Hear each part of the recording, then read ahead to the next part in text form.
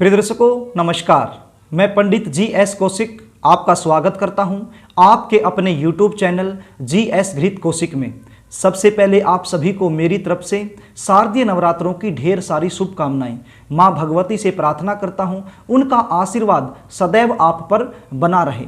बच्चों की उम्र जब शादी के लायक हो जाती है और किसी कारणवश उनकी शादी नहीं हो पाती है तो बच्चे परेशान हो जाते हैं और बच्चों से कहीं ज़्यादा परेशान हो जाते हैं माता पिता, क्योंकि हर माता पिता यही चाहता है कि बच्चों की शादी समय पर हो जाए, उनका घर बस जाए, उनको ऐसा जीवन साथी मिल जाए जो जीवन भर उसे खुश रखे। लेकिन कई बार जन्म कुंडली में ग्रह और नक्षत्रों का ऐसा योग बन जाता है जिसके चलते विवाह में लगातार विलंब होता रहता है। बनती बनती बात भी बिगड़ जाती है, बहुत सारी अड़चनें आती हैं, बहुत सारे उपाय करने के बावजूद भी हमें सफलता नहीं मिल पाती है। रिश्ते आएंगे, बातें चलेंगी, लेकिन कोई भी रिश्ता, कोई भी बात सफलता तक नहीं पहुंच पाता है और कई बार रिश्ता पक्का हो भी जाता है तो एंड में जाकर के बात बिगड़ जाती है।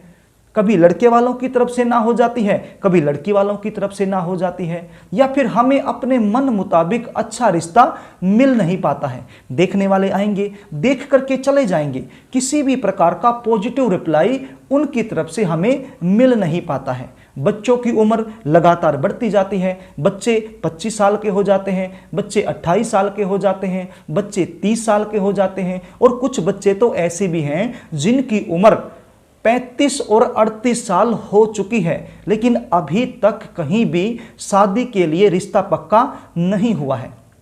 यदि आप इन सारी समस्याओं से परेशान हैं, जूझ रहे हैं, तो इस कार्यक्रम में आप मेरे साथ अंत तक जरूर बने रहें, क्योंकि आज मैं बड़ा ही सरल, आसान एवं सटीक उपाय आपको बताने वाला हूं।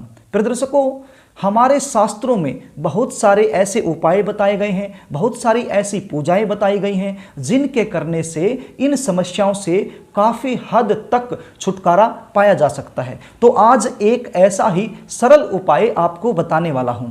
कार्यक्रम को आगे लेकर के चलूं, इससे पहले आपसे निवेदन करना चाहूँगा, यदि आप चैनल पर नए हैं और अभी तक आपने चैनल को सब्सक्राइब नहीं किया है तो चैनल को सब्सक्राइब जरूर कर लें, बेल आइकन को भी प्रेस कर लें, ताकि हमारी आने वाली इसी प्रकार की नई वीडियो का नोटिफिकेशन आपको मिल सके और वो वीडियो सबसे पहले आप देख पाएँ।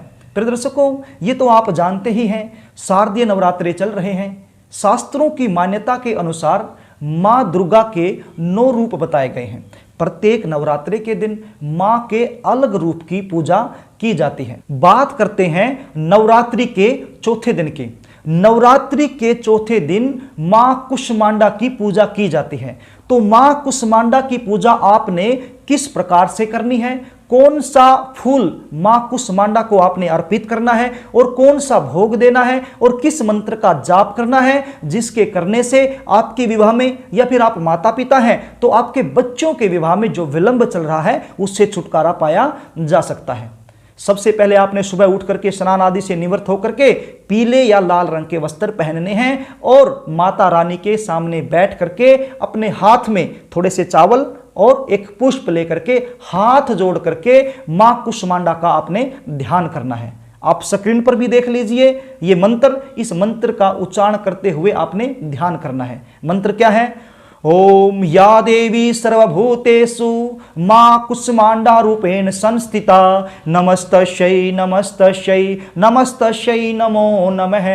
तो प्रिय दर्शकों, इस प्रकार से आपने मंत्र का उच्चारण करके मां कुष्मांडा का ध्यान करना है। उसके बाद ये जो आपके हाथ में है पुष्प और चावल, ये आपने माता रानी के चरणों में अर्पित कर देने हैं। उसके बाद आपने माता रानी को शुद्ध जल से छींटा देना है। उसके बाद आपने जो पंचामृत बना रखा है उसके साथ छींटा देना है। उसके बाद दोबारा से शुद्ध जल का छींटा देना है। देखिए, जब ये आप छींटा दे रहे हैं तो मन में ये ध्यान करना है कि मैं मां कुष्मांडा को स्नान करवा रही हूं, उनको नहला रही हूं या नहला रहा हूं। इस प्रकार से आपने ध्यान करना है।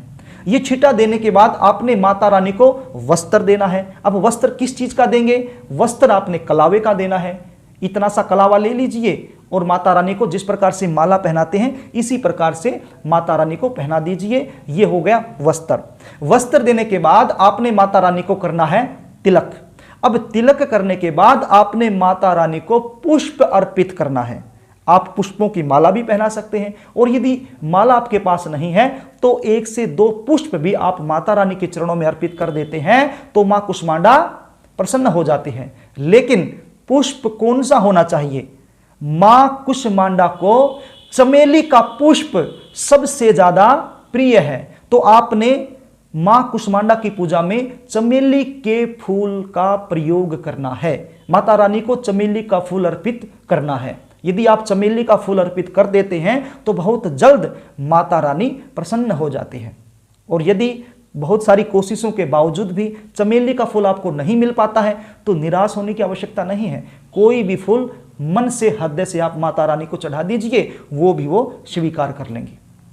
फूल चढ़ाने के बाद आपने धूप और दीप माता रानी को दिखाना है। उसके बाद आपने फल माता रानी को अर्पित करने हैं। फल आप 5 प्रकार के भी कर सकते हैं और 1 प्रकार के भी कर सकते हैं, वो सब आपकी आर्थिक स्थिति पर निर्भर करता है। फल अर्पित करने के बाद आपने एक पान का पत्ता लेना है। पान के पत्ते में लौंग, इलायची, सुपारी, ये तीनों चीजें रख के उसको फोल्ड करके माता रानी को अर्पित कर देनी है। अब बारी आती है भोग की। अंत समय में माता रानी को भोग लगाते हैं, तो भोग में आपने क्या लगाना है? देखिए, मां कुष्मांडा को मालपुए बड़े ही प्रिय हैं। यदि आप मां कुष्मांडा को मालपुए का भोग लगा देते हैं तो माता रानी बहुत जल्द प्रसन्न हो जाती है। तो आपने भोग के रूप में इस दिन मालपुए का भोग लगाना है। आप 2 मालपुए तैयार कर लीजिए और सारी पूजा होने के बाद माता रानी को मालपुए का भोग लगा दीजिए। ये भोग लगाने के बाद आपने एक मंत्र का जाप करना है। अब मंत्र कौन सा है ये आप स्क्रीन पर देख लीजिए और इसका उच्चारण भी मैं कर देता हूं। ओम ऐं ह्रीं क्लीं कुष्मांडै नमः। ओम ऐं ह्रीं क्लीं कुष्मांडै नमः।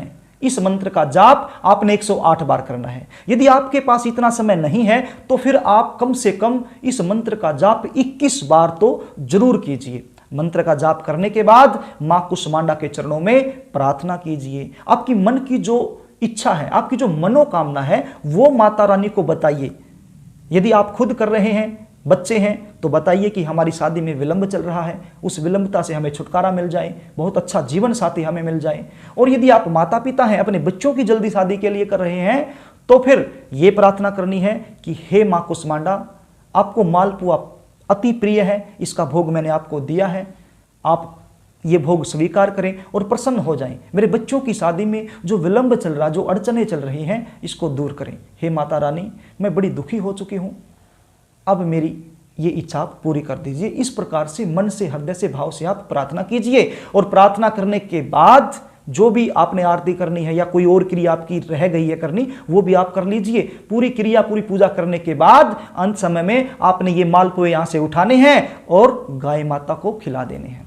प्रिय दर्शकों, ये मालपुए आपने गाय माता को ही खिलाने हैं, तो दोनों के दोनों मालपुए गाय माता को आप खिला दीजिए। बस इतना सा उपाय है। प्रिय दर्शकों, ये उपाय यदि आप कर देते हैं तो मां कुष्मांडा का शुभ आशीर्वाद आपको मिल जाता है और आपकी जो भी मनोकामना है मां कुष्मांडा पूरी कर देती है। तो प्रिय दर्शकों, ये आपने नवरात्रि के चौथे दिन जरूर करना है। यदि आप अपनी जन्म कुंडली का विश्लेषण मुझसे करवाना चाहते हैं, जानना चाहते हैं कि जन्म कुंडली में ऐसा कौन सा दुर्योग बन गया है जिसकी वजह से शादी में लगातार विलंब चल रहा है। आपके बच्चे दिखने में सुंदर हो सकते हैं, अच्छा खासा पैसा भी वो कमाते हैं, अच्छे खानदान से हैं, भगवान का दिया हुआ आपके पास सब कुछ है, लेकिन फिर भी शादी में विलंब हो रहा है। इसका कारण क्या है? यदि इसका कारण आप जानना चाहते हैं तो स्क्रीन पर दिए गए व्हाट्सएप नंबर पर आप अपने बच्चे की जन्म डिटेल मेरे पास भेज सकते हैं और जन्म कुंडली का सटीक विश्लेषण मुझसे करवा सकते हैं। प्रिय दर्शकों, यदि कार्यक्रम आपको अच्छा लगे तो वीडियो को लाइक करना, शेयर करना, कमेंट करना। यदि अभी तक आपने चैनल को सब्सक्राइब नहीं किया है तो चैनल को सब्सक्राइब जरूर कर लेना। आज के लिए भी सिर्फ इतना ही, कल फिर मिलेंगे, तब तक के लिए नमस्कार।